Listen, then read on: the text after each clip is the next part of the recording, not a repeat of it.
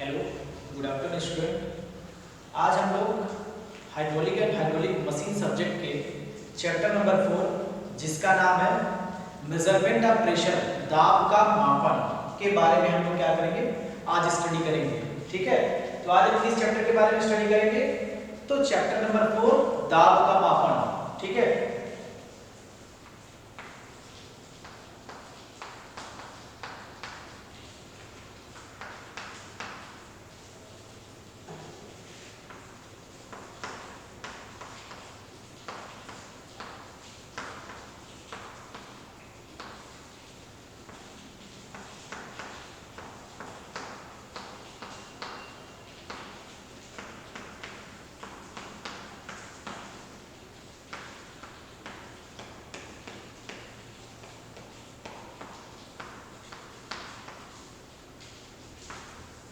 ठीक है, measurement of pressure यानी दाब का मापन।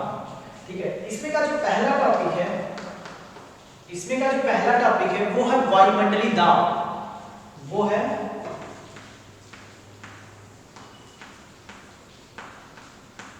वायुमंडलीय दाब। वायुमंडलीय दाब को इंग्लिश में बोलते हैं एटमॉस्फेरिक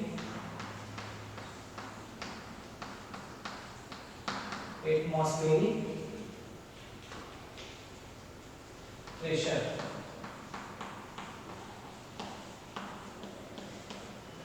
ठीक है, तो हम सब आइए देखते हैं, समझते हैं एटमॉस्फेरिक प्रेशर क्या होता है। तो आप देखते हैं कि जो अन्य तरलों की तरह वायु का भी कुछ भार होता है, अन्य फ्लूइड की तरह। ठीक है, वायु का भी क्या होता है, कुछ भार होता है। तो वायु अपने भार के कारण सभी वस्तुओं पर एक दाब डालती है, एक दबाव लगाती है। ठीक है, अन्य पदार्थों की तरह, अन्य तरलों की तरह वायु अपने भार के कारण सभी वस्तुओं पर क्या डालती है, प्रभाव डालती है या दाब डालती है। ठीक है, अतः पृथ्वी की सतह के इकाई क्षेत्रफल पर लगने वाले दाब को हम लोग बोलते हैं वायुमंडलीय दाब। यानी कोई आपसे पूछा है कि वायुमंडलीय दाब क्या होता है, तो आप कहेंगे पृथ्वी की सतह के इकाई क्षेत्रफल पर, किस क्षेत्रफल पर, इकाई क्षेत्रफल पर लगने वाले दाब को ही हम लोग वायुमंडलीय दाब बोलते हैं। ठीक है, अगर हम लिखें, डेफिनेशन लिख दें तो लिख सकते हैं पृथ्वी की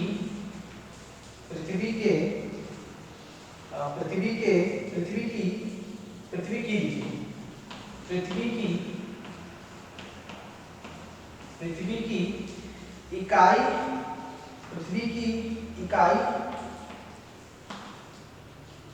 पृथ्वी की सतह लिखिए,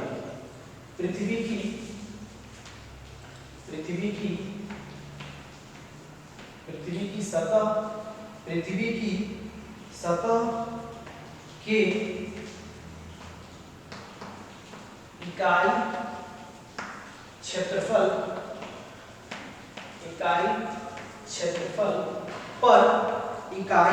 क्षेत्रफल पर वायु द्वारा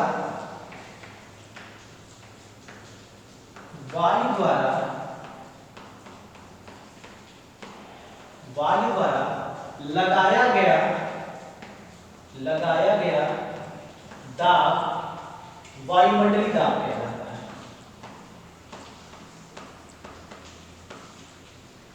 लगाया गया दाब वायुमंडलीय दाब कहलाता है। ठीक है, क्या कहलाएगा, वायुमंडलीय दाब कहलाता है। ठीक है, पृथ्वी की सतह के इकाई क्षेत्रफल पर वायु द्वारा लगाया गया दाब क्या कहलाएगा, वायुमंडलीय दाब कहलाएगा। ठीक है, वायु क्यों दाब लगाएगा, क्योंकि अन्य तरल पदार्थ की तुलना में, अन्य फ्लूइड की तुलना में वायु का भी अपना भी कुछ भार होता है। उसी भार की वजह से सभी वस्तु पर क्या लगाती है, दाब लगाती है। तो वही मैंने लिखा है, पृथ्वी की सतह के इकाई क्षेत्रफल पर वायु द्वारा लगाया गया दाब क्या कहलाएगा, वायुमंडलीय दाब कहलाएगा। अब आप देखते होंगे कि जैसे जैसे आप पृथ्वी के ऊपर बढ़ते जाते हैं, जैसे आप पृथ्वी के ऊपर बढ़ते जाएंगे, वायुमंडलीय दाब का मान कम होता जाएगा। ठीक है, पृथ्वी तल के सरफेस से आप जैसे जैसे ऊपर की तरफ बढ़ेंगे तो वायुमंडलीय दाब का मान क्या होता है, कम होता है। इसीलिए आप देखते हैं कि कि जब कोई पहाड़ों पे जाता है, जब कोई बहुत ऊंचे स्थानों पे कोई जाता है, कोई भी मनुष्य, तो वहां पे देखते हैं आप सांस लेने में कठिनाई होती है। क्यों? क्योंकि ऊपर जैसे जैसे बढ़ेंगे वायुमंडलीय दाब का मान क्या होगा? कम होगा, और वायुमंडलीय दाब का मान कम होने की वजह से क्या होता है? सांस लेने में दिक्कत आती है। इसीलिए जब भी कोई पहाड़ों पे जाते हैं या किसी आप ऊंचाई पे जाएंगे आप ज्यादा ऊंचाई पे, तो वहां पे आपको सांस लेने में दिक्कत आएगी, ठीक है, इसी वजह से, ठीक है। अब देखिए जो वायुमंडलीय दाब का मान होता है, जब वायुमंडलीय दाब का जो मान होता है, यानी कह सकते हैं एक मानक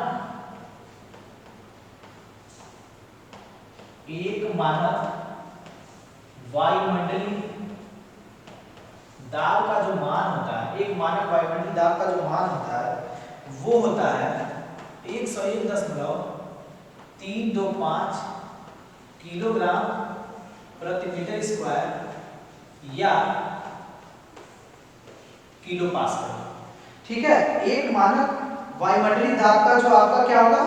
मान होगा, वो आपका होगा 101.325, ठीक है। तो मान कितना होता है? 101.325 किलोग्राम प्रति मीटर स्क्वायर, या एक मान और होता है, या आप लिख सकते हैं 1.033 किलोग्राम प्रति सेंटीमीटर स्क्वायर, ठीक है।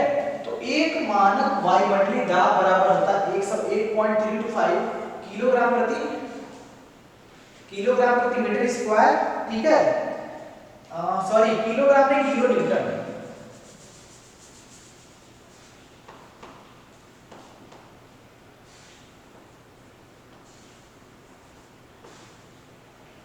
ठीक है। एक मानक वायुमंडलीय दाब बराबर होता है 101.325 किलो न्यूटन, किलोग्राम नहीं होता है, सॉरी गलत हो गया है, 101.325 किलो न्यूटन प्रति मीटर स्क्वायर या किलो पास्कल, या 1.033 किलोग्राम प्रति सेंटीमीटर स्क्वायर। यानी अगर कोई आपसे पूछे कि एक मानक वायुमंडलीय दाब का मान किलोग्राम प्रति सेंटीमीटर स्क्वायर में कितना होता है, तो आप कहेंगे कि 1.033 होता है। एक मानक वायुमंडलीय दाब का मान कोई आपसे पूछे किलोग्राम प्रति सेंटीमीटर स्क्वायर में कितना, तो आप कहेंगे 1.033 होता है। और कोई पूछे एक मानक वायुमंडलीय दाब का मान किलो न्यूटन प्रति मीटर स्क्वायर में कितना होता है, तो आप कहेंगे 101.325 किलो न्यूटन प्रति मीटर स्क्वायर होता है, या 101.325 किलो पास्कल होता है, ठीक है। क्यों? क्योंकि एक पास्कल बराबर होता है 1 न्यूटन प्रति मीटर स्क्वायर। एक पास्कल बराबर होता है 1 न्यूटन प्रति मीटर स्क्वायर। तो एक तरह से आपने जान गए कि वायुमंडलीय दाब क्या होता है, ठीक है। अब चलते हैं नेक्स्ट टॉपिक की तरफ।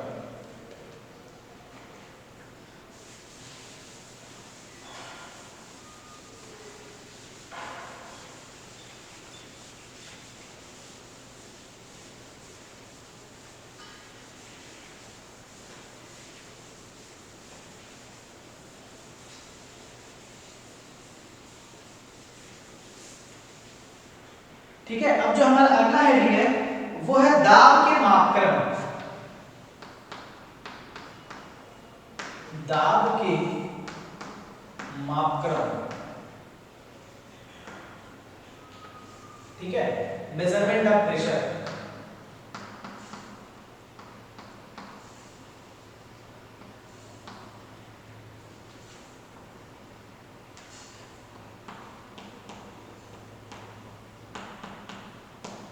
मेजरमेंट ऑफ प्रेशर,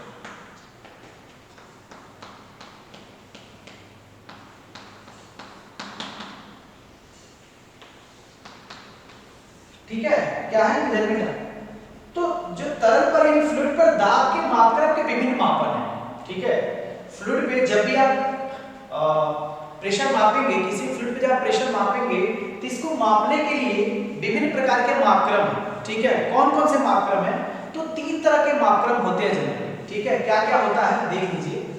पहला है आपका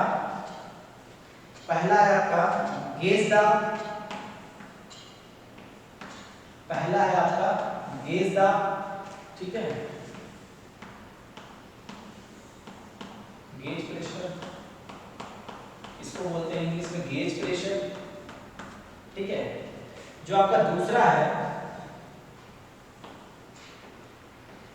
दूसरा आपका एब्सोल्यूट प्रेशर, यानी हिंदी में इसे बोलते हैं निरपेक्ष दाब।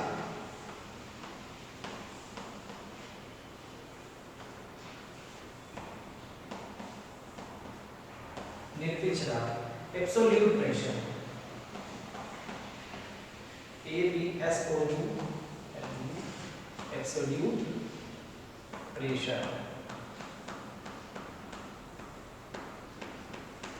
ठीक है, और तीसरा जो आपका है वो है निर्वात दाब।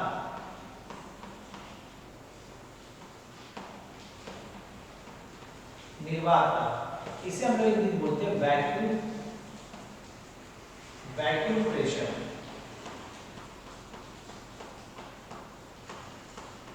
ठीक है, तो दाब मापने के लिए निम्न मापक्रम होते हैं। मैंने बोला कि किसी फ्लूइड पे दाब को मापक्रम करने के लिए निम्न मापक्रम होते हैं। क्या क्या होते हैं? तो पहला आपका होता है गेज दाब यानी गेज प्रेशर, दूसरा आपका होता है, दूसरा आपका क्या हो जाएगा? ठीक है, तो आपका पहला दूसरा क्या है? निरपेक्ष दाब यानी एब्सोल्यूट प्रेशर, और तीसरा आपका क्या है? तीसरा है आपका निर्वात दाब यानी वैक्यूम प्रेशर। ठीक है, तो आपको दाब के मापक्रम के तीन तरह के मापक्रम हैं। पहला गेज दाब है, गेज प्रेशर, दूसरा निरपेक्ष दाब है, एब्सोल्यूट प्रेशर, तीसरा क्या है? निर्वात दाब यानी वैक्यूम प्रेशर। ठीक है, अब एक एक करके समझते हैं क्या होता है गेज दाब, क्या होता है निरपेक्ष दाब और क्या होता है निर्वात दाब। यानी क्या होता है गेज प्रेशर, क्या होता है एब्सोल्यूट प्रेशर, क्या होता है वैक्यूम प्रेशर। ये बड़ा ही आसान है, आइए समझते हैं कैसे। ठीक है, तो इसके लिए हमें ग्राफ बनाते हैं।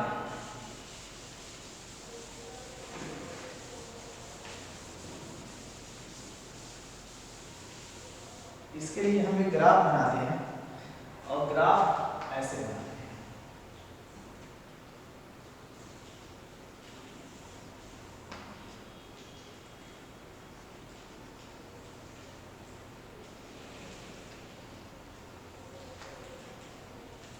इसको हम मिटा देते हैं।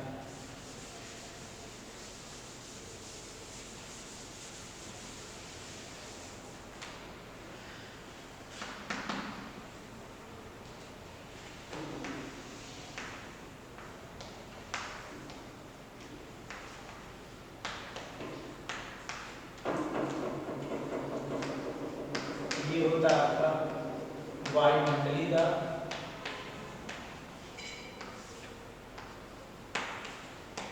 वायुमंडलीय दाब। ठीक है, ये आपका होता है इधर दाब, ये आपका हो जाएगा निरपेक्ष या परम दाब।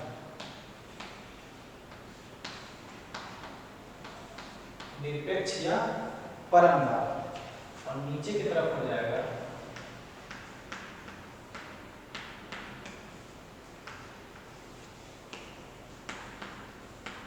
नीचे की तरफ क्या हो जाएगा? निर्वात दाब। ठीक है, ये आपका ग्राफ हो गया। इधर आपका क्या दाब है और इधर आपका क्या परम दाब है, निरपेक्ष दाब है। बीच में एक लाइन है। ठीक है, ये वायुमंडलीय दाब के शो करता है ये लाइन, और इसके ऊपर गेज दाब, इसके नीचे निर्वात दाब है। ठीक है, अब इसका डिफिनीशन समझिए, एक एक करके डिफिनीशन समझिए क्या होता है। पहला देखते हैं कि गेज दाब यानी गेज प्रेशर क्या होता है। ठीक है, तो ध्यान से समझिएगा, जब कभी दाब वायुमंडलीय दाब के ऊपर, जब कभी दाब वायुमंडलीय दाब के ऊपर या वायुमंडलीय दाब के नीचे मापा जाता है, मेजर किया जाता है, तो उसे हम लोग बोलते हैं गेज दाब। उसे हम लोग क्या बोलेंगे? गेज दाब। यानी जब कभी दाब वायुमंडलीय दाब के ऊपर या फिर वायुमंडलीय दाब के नीचे मापा जाता है, तो उसे हम लोग बोलते हैं क्या? गेज दाब। यानी गेज दाब का जो शून्य पॉइंट है, जो 0 पॉइंट है, वो क्या है? वायुमंडलीय दाब है। ठीक है, गेज दाब का जो शून्य पॉइंट है, जो 0 पॉइंट है, वो क्या? वायुमंडलीय दाब है। इसीलिए वायुमंडलीय दाब के शून्य को ही हम लोग क्या बोलेंगे? गेज दाब कह सकते हैं। ठीक है, यानी जब कभी दाब आप वायुमंडलीय दाब के ऊपर या नीचे मापेंगे तो उसे हम लोग बोलेंगे क्या, गेज दाब। और गेज दाब का जो शून्य पॉइंट को क्या, वायुमंडलीय दाब ही तो है। तो वायुमंडलीय दाब को मद्देनजर रखते हुए जो हम क्या बनाएंगे, जो हम पैमाना बनाएंगे, जो हम दाब, उसको हम क्या बोलेंगे, गेज दाब बोलेंगे। ठीक है, अब देखिए, अब गेज दाब जो होता है, यानी गेज दाब का अगर हम कहें कि शून्य पैमाना क्या है, तो आप कहेंगे गेज दाब का शून्य पैमाना क्या है, वायुमंडलीय दाब। गेज दाब का जो शून्य पैमाना वो क्या है, वायुमंडलीय दाब। यानी इसी शून्य पैमाने को माप कर जो दाब बनाया जाता है उसे हम लोग बोलते हैं गेज दाब। जो पैमाना बनाया जाता है इसी लाइन को, इसी शून्य पैमाने को, ठीक है, माप कर जो हम पैमाना बनाते हैं उसे हम लोग बोलेंगे क्या, गेज दाब। ठीक है, तो सिंपल सा आप एक लाइन में कहिएगा गेज दाब क्या होगा, तो आप कहिएगा कि जब कभी दाब वायुमंडलीय दाब के ऊपर या वायुमंडलीय दाब के नीचे मापते हैं तो उसी को हम लोग बोलते हैं गेज दाब। और गेज दाब पैमाने का जो शून्य होता है वो वायुमंडलीय दाब ही होता है। ठीक है, अब देखिए, वायुमंडलीय दाब को आप नापते हैं किससे, बैरोमीटर से। कोई पूछा कि वायुमंडलीय दाब को कैसे मापते हैं, तो आप कहेंगे वायुमंडलीय दाब को हम लोग बैरोमीटर से नापते हैं। किससे, बैरोमीटर से। ठीक है, तो अब आई बात कि गेज दाब को कैसे नापते हैं। तो गेज दाब को मापने के लिए हम लोग, गेज दाब को मापने के लिए हम लोग क्या क्या यूज करते हैं, तो गेज दाब को मापने के लिए हम लोग पीजोमीटर से नाप सकते हैं। ठीक है, यूट्यूब मीटर से नाप सकते हैं, यूट्यूब पीजोमीटर से नाप सकते हैं। ठीक है, और आप दाब गेज से भी नाप सकते हैं। तो इस तरह से आप गेज दाब को मेजर कर सकते हैं। किससे किससे, पीजोमीटर से, यूट्यूब नली से। ठीक है, यूट्यूब नली से, और पहला क्या हो गया, पीजोमीटर, दूसरा क्या हो गया, यूट्यूब नली, और तीसरा दाब गेज। ठीक है, दाब गेज। इन तीन चीज से आप क्या कर सकते हैं, गेज दाब को क्या कर सकते हैं, मेजर कर सकते हैं। ठीक है, तो ये तो हो गया आपका गेज दाब कैसे फाइंड आउट करेंगे। ठीक है, वायुमंडलीय दाब को किससे मेजर करेंगे, तो बैरोमीटर से। अब देखिए, गेज दाब के ऊपर, ठीक है, गेज दाब के ऊपर ना कहिए, सॉरी, वायुमंडलीय दाब के ऊपर के दाब को हम लोग धनात्मक दाब बोलेंगे। क्या बोलेंगे, धनात्मक दाब बोलेंगे। यानी जब कभी दाब आप वायुमंडलीय दाब के ऊपर मापेंगे तो उसे हम लोग बोलेंगे क्या, धनात्मक गेज दाब। ठीक है, और जब कभी दाब वायुमंडलीय दाब के नीचे की तरफ मापेंगे तो उसे हम लोग बोलेंगे क्या, ऋणात्मक गेज दाब। ठीक है, जब आप कभी दाब वायुमंडलीय दाब के ऊपर मापेंगे तो धनात्मक, और जब नीचे मापेंगे वायुमंडलीय दाब के तो उसे क्या बोलेंगे, ऋणात्मक गेज दाब। और ऋणात्मक गेज दाब को हम लोग बोलते हैं निर्वात दाब। ऋणात्मक गेज दाब को हम लोग क्या बोलेंगे, निर्वात दाब। ठीक है, तो कोई आपसे पूछा कि धनात्मक गेज दाब या ऋणात्मक गेज दाब क्या होता है, तो आप कहिएगा कि जब कभी दाब वायुमंडलीय दाब के ऊपर मापेंगे तो उसे हम लोग बोलेंगे धनात्मक गेज दाब, और जब कभी दाब वायुमंडलीय दाब के नीचे मापेंगे तो उसे हम लोग बोलेंगे ऋणात्मक गेज दाब। ठीक है, और ऋणात्मक गेज दाब को हम लोग बोलते हैं निर्वात दाब। ठीक है, तो इस तरह से आपका जो गेज दाब का जो गेज प्रेशर है वो क्या हो गया, खत्म हो गया। ठीक है, अब आते हैं दूसरा किस पे, निरपेक्ष दाब पे। अब किस पे आते हैं, दूसरा पे, निरपेक्ष दाब पे।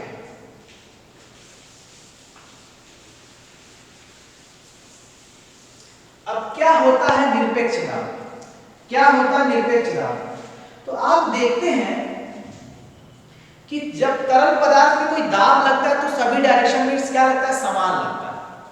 यानी जब भी अभी हमने आपको पास्कल लॉ पढ़ाया था उसमें क्या था, किसी बर्तन में अगर कोई फ्लूइड है तो वो सारे डायरेक्शन में क्या डालती है, समान दाब लगाती है। ठीक है, तो इसी तरह से आप निरपेक्ष दाब को कह सकते हैं कि तरल पदार्थों पर दाब सभी दिशाओं में क्या होता है, समान होता है। यानी किसी फ्लूइड मैटर पे जब प्रेशर का जो लगेगा प्रेशर वो सारे डायरेक्शन में क्या होगा, सेम होगा। तो तरल पदार्थों में जो दाब लगता है वो सभी दिशाओं में क्या लगता है, समान लगता है। तो आप कह सकते हैं जब समान लगेगा तो आप कह सकते हैं कि इस प्रकार के दाब को आप क्या बोलेंगे, निरपेक्ष दाब बोलेंगे। इस प्रकार के दाब को क्या बोलेंगे, निरपेक्ष दाब बोलेंगे। यानी तरल पदार्थों पर जो दाब होता है वो सभी दिशाओं में क्या होता है, समान होता है, और इसी दाब को आप क्या बोलेंगे, निरपेक्ष दाब बोलेंगे। इसीलिए इसका एक फॉर्मूला है निरपेक्ष दाब का। निरपेक्ष दाब का एक फॉर्मूला हम लिख देते हैं,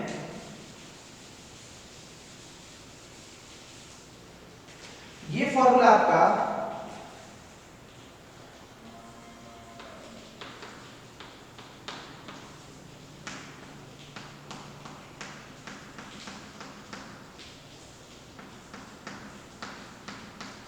यानी निरपेक्ष दाब। एब्सोल्यूट प्रेशर बराबर होता है एटमॉस्फेरिक प्रेशर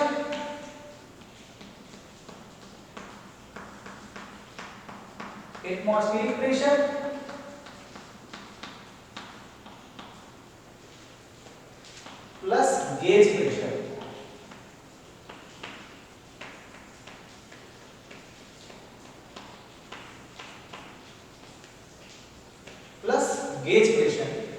ठीक है, तो तरल पदार्थों में सभी दिशाओं में दाब का मान क्या होता है? समान होता है और इसी दाब को हम लोग बोलते हैं क्या? निरपेक्ष दाब। इसी दाब को क्या बोलेंगे? निरपेक्ष दाब।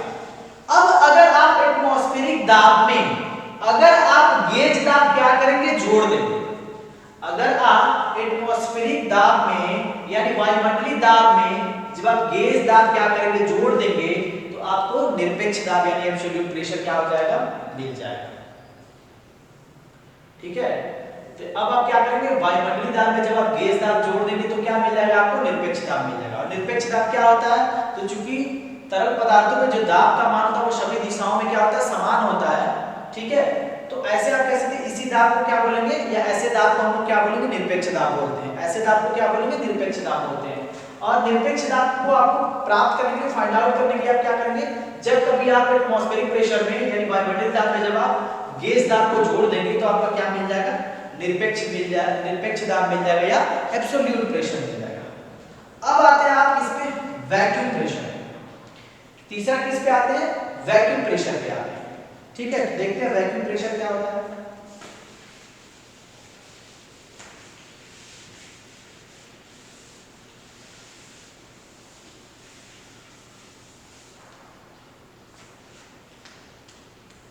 तो वैक्यूम प्रेशर देखिए क्या होता है। तीसरा, ठीक है, निर्वात दाब, वैक्यूम प्रेशर। तो देखिएगा वैक्यूम प्रेशर क्या हो जाएगा? निर्वात दाब। तो जब कभी आप दाब वायुमंडलीय दाब से क्या करेंगे? नीचे मापेंगे, तो उसी को हम लोग बोलते हैं ऋणात्मक गेज दाब और ऋणात्मक दाब। और ऋणात्मक दाब को हम लोग क्या बोलेंगे? निर्वात दाब। ठीक है, क्या बोलेंगे? निर्वात दाब। जब कभी दाब वायुमंडलीय दाब से नीचे मापेंगे, जब कभी दाब वायुमंडलीय दाब के नीचे मापेंगे, तो उसी को हम लोग क्या बोलेंगे? ऋणात्मक गेज। ठीक है, तो आप सीधे सीधे कह सकते हैं कि जब वायुमंडलीय यानी वायुमंडलीय दाब से नीचे की ओर मापा गया दाब आपका क्या कहलाएगा? निर्वात दाब कहलाएगा। ठीक है, यानी वायुमंडलीय दाब से नीचे की ओर, वायुमंडलीय दाब से नीचे की ओर मापा गया दाब भी क्या कहलाएगा? आपका निर्वात दाब कहलाएगा। और इसका एक फॉर्मूला होता है, क्या होता है? देखिए, निर्वात दाब बराबर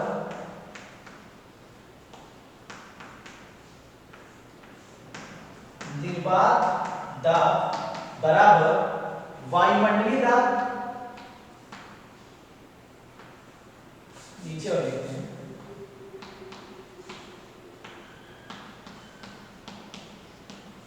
वायुमंडलीय दाब माइनस निरपेक्ष दाब। यानी निर्वात दाब फाइंड आउट करने के लिए आप जब वायुमंडलीय दाब में से निरपेक्ष दाब घटा देंगे तो आपका क्या मिल जाएगा? Vacuum pressure. यानी वैक्यूम प्रेशर आपको फाइंड आउट करने के लिए आप एटमॉस्फेरिक प्रेशर में से जब आप एब्सोल्यूट प्रेशर घटा देंगे तो आपको क्या मिल जाएगा? निर्वात दाब मिल जाएगा, यानी वैक्यूम प्रेशर मिल जाएगा। ठीक है, निर्वात दाब क्या होता है? कोई आपसे पूछे तो आप कहेंगे कि वायुमंडलीय दाब के नीचे की ओर मापा गया दाब ही क्या कहलाएगा? निर्वात दाब कहलाएगा। और निर्वात दाब निकालने के लिए फॉर्मूला जो होता है वायुमंडलीय दाब माइनस निरपेक्ष दाब, यानी atmospheric pressure minus vacuum pressure. तो इस तरह से आप जान गए कि क्या होता है गेज दाब, क्या होता है निरपेक्ष दाब और क्या होता है निर्वात दाब। तीनों दाब के बारे में हमने आपको बता दिया। ठीक है, अब कभी-कभी इसमें एक छोटा सा पूछ देता है, प्रॉब्लम पूछ देता है कि अगर दाब का मान आपको दे दे, जैसे आपको गेज दाब का मान दे देगा, निर्वात दाब का मान दे देगा और आपसे पूछेगा कि निरपेक्ष दाब क्या होगा, एब्सोल्यूट प्रेशर का मान कितना होगा। ठीक है, आपसे कभी-कभी पूछ सकता है, तो कैसे निकालते हैं? तो इस पे हम एक छोटा सा प्रॉब्लम देख लेते हैं, कैसे फाइंड आउट करते हैं। ठीक है, एक क्वेश्चन हम लोग देख लेते हैं इसके छोटा सा, कैसे आप फाइंड आउट कर सकते हैं।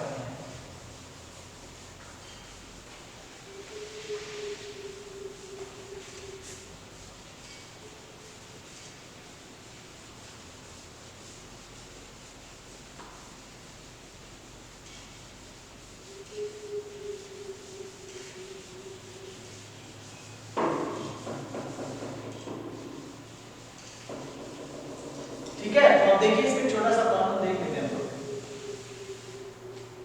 मान लीजिए क्वेश्चन दे रहा आपसे, क्वेश्चन पूछा है यदि वायुमंडलीय दाब, आपसे क्वेश्चन पूछता है कि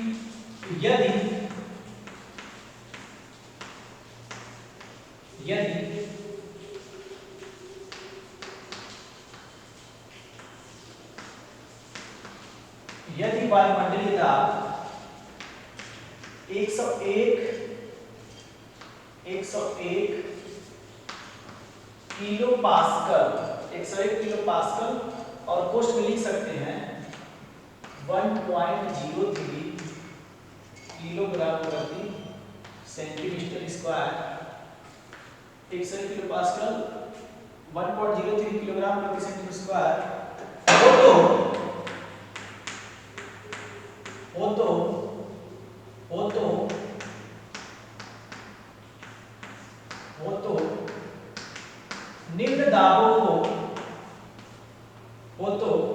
निम्न दाबों को निरपेक्ष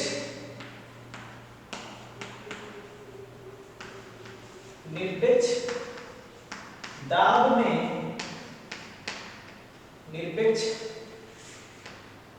में परिवर्तित कीजिए।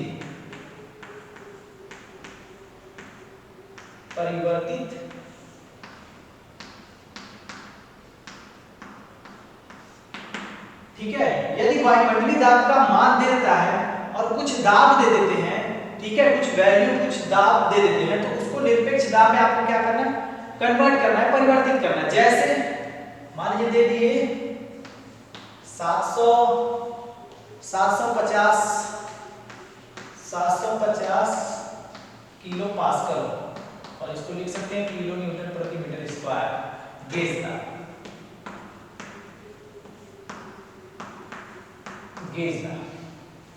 दूसरा आपका है मान लीजिए 7 किलोग्राम प्रति सेंटीमीटर स्क्वायर गेज दाब।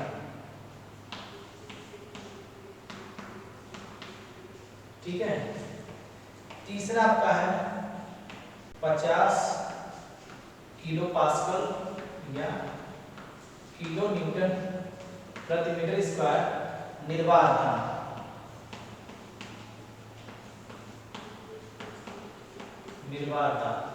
और चौथा से पूछ सकता है 0.5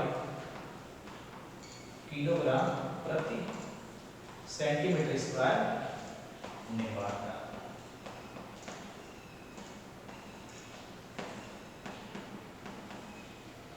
ठीक है, अब क्वेश्चन देखिए क्या क्या दिया है। कह रहे यदि वायुमंडलीय दाब 101 किलो पास्कल या 1.03 किलोग्राम प्रति सेंटीमीटर स्क्वायर हो तो निम्न दाबों को निरपेक्ष दाब में क्या करना है, कन्वर्ट करना है, यानी एब्सोल्यूट प्रेशर में कन्वर्ट करना है। पहला आपका दिया है 750 किलो पास्कल गेज दाब दिया है, इसको आपको बताना है कि एब्सोल्यूट प्रेशर निरपेक्ष दाब में मान कितना होगा। ठीक है, तो हम इसको क्या करें, सॉल्व करें। तो आप देख रहे हैं, हम यहाँ पे एक एक करके हम लोग सॉल्व करेंगे। आप देख रहे हैं कि निरपेक्ष दाब आपको फाइंड आउट करना है, एब्सोल्यूट प्रेशर क्या करना है, फाइंड आउट करना है। ठीक है, और आपका गेज दाब का मान दिया होगा, ठीक है। तो हम अभी आपको बताए हैं कि जब गेज दाब का मान देगा और उस दाब में वायुमंडलीय दाब क्या करेंगे, जोड़ देंगे, तो आपका एब्सोल्यूट प्रेशर क्या होगा, निकल जाएगा। क्योंकि अभी मैंने आपको दूसरे में यानी एब्सोल्यूट प्रेशर वाले में हमने आपको एक फार्मूला बताया है कि एब्सोल्यूट प्रेशर बराबर atmospheric pressure plus gauge pressure, यही तो फार्मूला हमने आपको बताया है। दूसरा ध्यान से देखिए, पिछले में अभी हम कुछ टाइम पहले बताए हैं कि एब्सोल्यूट प्रेशर यानी निरपेक्ष दाब बराबर होता है वायुमंडलीय दाब प्लस गेज दाब, तो इसी फार्मूले का यूज करेंगे तो निकल जाएगा। तो देखिए हमको निकालना क्या, निरपेक्ष दाब।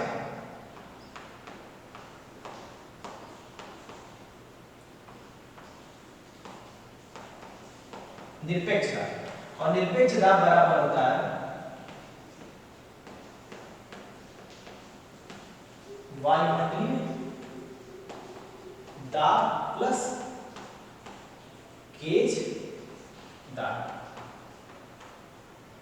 अब आप देख रहे हैं गेज दाब का मान दिया कितना 750 किलोमीटर प्रति मीटर स्क्वायर या किलो पास्कल जो भी रखिए, ठीक है, तो किलो पास्कल रख लेते हैं। तो यहाँ पे दिया 750 और यहाँ पे देखिए वायुमंडलीय दाब का मान दिया क्या 101। तो आप यहाँ से लिख सकते वायुमंडलीय दाब का मान 101 किलो पास्कल प्लस कितना दिया है गेज दाब 750, तो प्लस 750 किलो पास्कल। और जो आप दोनों को जोड़ेंगे तो 750 प्लस 101 तो कितना हो गया 851, तो 851 किलो पास्कल, ये आपका क्या हो गया आंसर। ठीक है, पहले का आंसर कितना हो गया, यानी पहले के लिए जो आपका एब्सोल्यूट प्रेशर का मान आएगा वो आएगा 851 किलो पास्कल। पहले के लिए एब्सोल्यूट प्रेशर का मान कितना आएगा 851 किलो पास्कल, यानी ये आपका क्या हो गया सॉल्व हो गया, ये आपका क्या हो गया सॉल्व हो गया। ठीक है, ये आपका क्या हो गया फाइंड आउट हो गया एब्सोल्यूट प्रेशर का मान कितना होगा। अब देखते हैं दूसरे के लिए, अब देखते हैं दूसरे के लिए।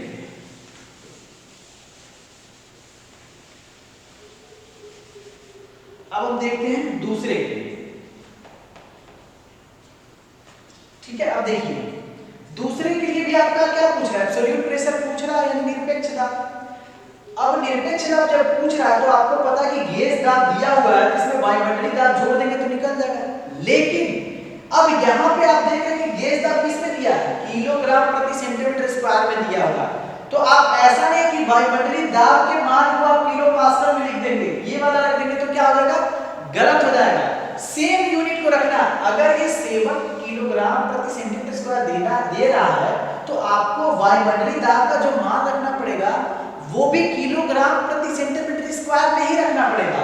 और वायुमंडलीय दाब किलोग्राम प्रति सेंटीमीटर स्क्वायर में कितना होता है तो 1.033 होता है, तो हमने यहाँ पे 1.03 लिखा है, तो 1.03 किलोग्राम प्रति सेंटीमीटर स्क्वायर होता है। तो आप यहाँ पे रख देंगे 1.03 प्लस गेज दाब कितना दिया हुआ है तो 7, तो ये आपका हो जाएगा 7। ठीक है, अब जब दोनों को जोड़ेंगे तो 7 8 यानी 8.03 किलोग्राम प्रति सेंटीमीटर स्क्वायर, और यही आपका हो जाएगा आंसर। यही आपका क्या हो जाएगा आंसर हो जाएगा। यानी निरपेक्ष दूसरे के लिए जो यानी इसके लिए जो एब्सोल्यूट प्रेशर का मान होगा, ठीक है, वो कितना होगा तो 8.03 किलोग्राम प्रति सेंटीमीटर स्क्वायर होगा। क्यों किलोग्राम प्रति सेंटीमीटर, क्योंकि यहाँ पे हमको जो फाइंड आउट करना है वो किलोग्राम प्रति सेंटीमीटर स्क्वायर में ही बताना है वैल्यू। तो हम क्या करेंगे एटमॉस्फेरिक प्रेशर का जो दाब का वैल्यू है उसको भी किसमें रखेंगे किलोग्राम प्रति सेंटीमीटर स्क्वायर में ही रखेंगे। तो हमने यहाँ पे वायुमंडलीय दाब को रख दिया 1.03 प्लस, और यहाँ पे हमने गेज दाब का मान रख दिया 7, दोनों को जोड़ेंगे तो हमारा आएगा 8.03 किलोग्राम प्रति सेंटीमीटर स्क्वायर। तो दो का तो अब फाइंड आउट हो गया, अब दो का भी बचा है वो भी देख लेते हैं। ठीक है,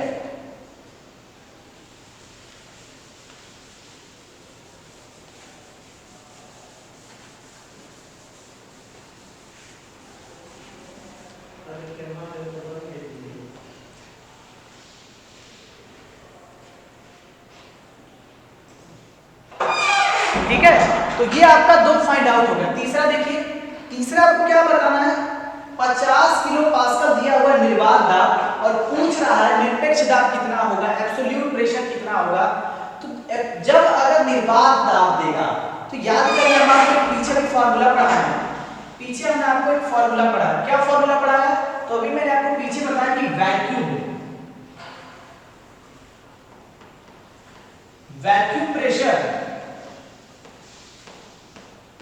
वैक्यूम प्रेशर यानी निर्वात दाब बराबर आपका क्या होता है, तो मैंने आपको पीछे एक फार्मूला पढ़ाया, क्या बताया है वैक्यूम प्रेशर बराबर आपको बताया है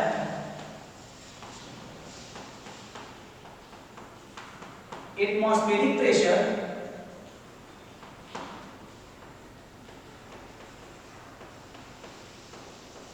atmospheric pressure minus absolute pressure, absolute pressure. तो क्या अगर इस एब्सोल्यूट प्रेशर को अगर हम इधर भेज दें तो ये हमारा वैक्यूम प्रेशर इधर आ जाएगा। तो एक तरह से हमारा फार्मूला क्या बनेगा, एक तरह से हमारा फार्मूला ये बनेगा कि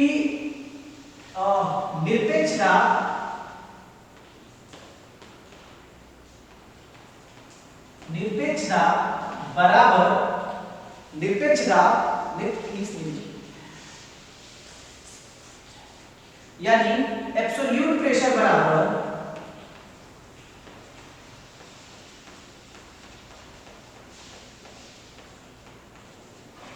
एब्सोल्यूट प्रेशर बराबर ये आपका हो जाएगा एटमॉस्फेरिक प्रेशर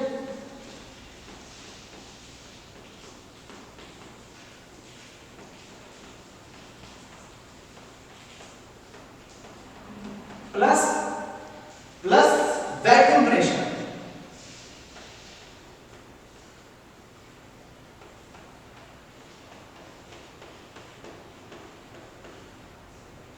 ठीक है, अब आपका फार्मूला क्या निकल गया?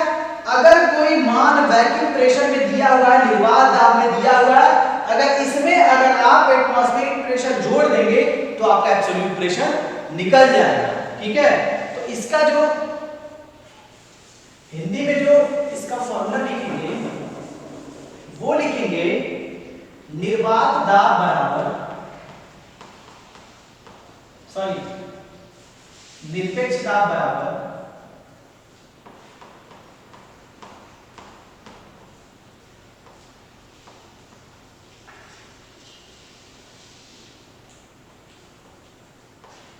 निरपेक्ष दाब बराबर वायुमंडलीय दाब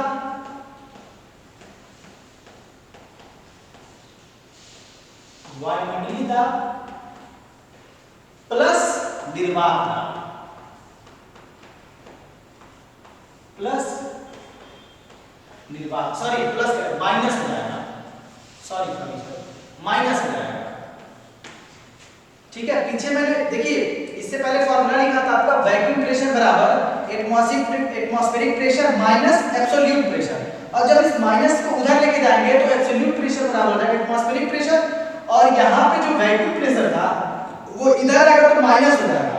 तो atmospheric pressure minus vacuum pressure यानी वायुमंडलीय दाब माइनस निर्वात दाब, ये आपका फॉर्मूला हो जाएगा। ठीक है, यहाँ पे थोड़ा मैं मिस्टेक कर दिया हूँ, मैंने अभी आपको एक फॉर्मूला बताया है। क्या बताया है, फिर से बता देते हैं आपको। इधर ये हो चुका था, इस दोनों को मैंने बता दिया था।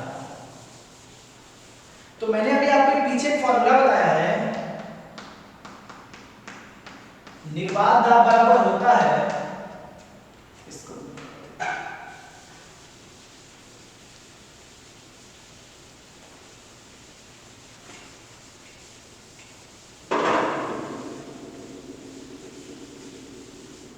ठीक है, देखिए ध्यान से,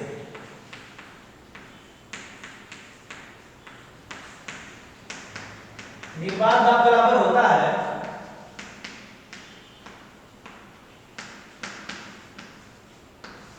वायुमंडलीय दाब माइनस निरपेक्ष दाब।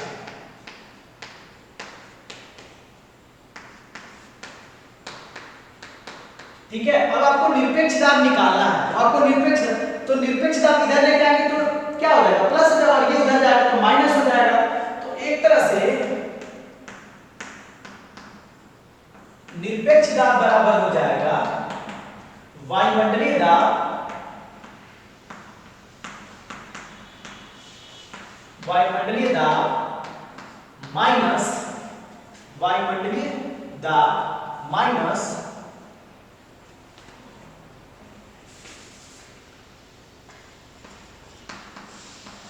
माइनस निर्वात दाब।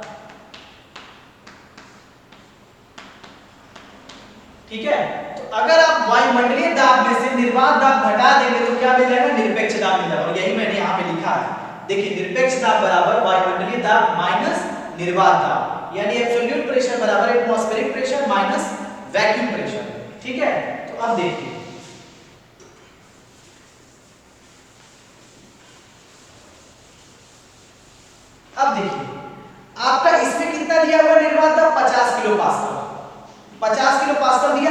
और वायुमंडलीय दाब किलो पास्कल में कितना था, 101 था। कितना था, 101 था। तो निरपेक्ष दाब निकालने के लिए आप क्या करेंगे, 101 में से आप क्या करेंगे, 50 घटा देंगे, तो कितना आएगा, 51 आएगा। तो 51 किलो पास्कल क्या हो जाएगा, 51 किलो पास्कल क्या हो जाएगा, आंसर आपका हो जाएगा। ठीक है, निरपेक्ष दाब बराबर आपका हो गया वायुमंडलीय दाब माइनस निर्वात दाब, यानी atmospheric pressure minus vacuum pressure. Atmospheric pressure दिया था क्वेश्चन में, कितना दिया था, 101 किलो पास्कल दिया था।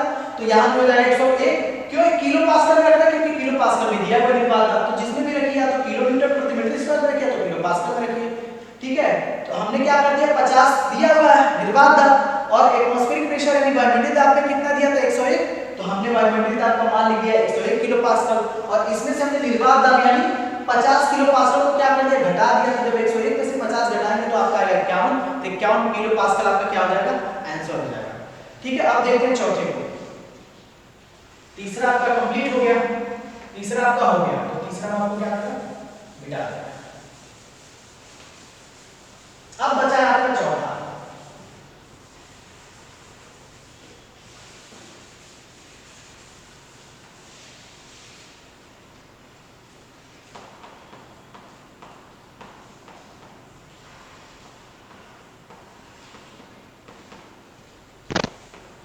ठीक है, अब देखिए आपका निर्वात दाब दिया हुआ है 0.5 किलोग्राम प्रति सेंटीमीटर स्क्वायर। ठीक है, तो इसका मतलब वायुमंडलीय दाब का मान भी आपको किसमें रखना पड़ेगा, किलोग्राम प्रति सेंटीमीटर स्क्वायर में। तो आपको क्या निकालना है, निर्वात दाब निकालना था, तो निरपेक्ष दाब निकालना था, निर्वात दाब नहीं निरपेक्ष दाब निकालना था। तो निरपेक्ष दाब बराबर हो जाएगा, वायुमंडलीय दाब का मान कितना है, तो 1.03 है, और इसमें से निर्वात दाब कितना घटाएंगे, तो ये 0.5 किलोग्राम प्रति सेंटीमीटर स्क्वायर दिया हुआ है, तो आप 0.5 क्या कर दीजिए, रख दीजिए।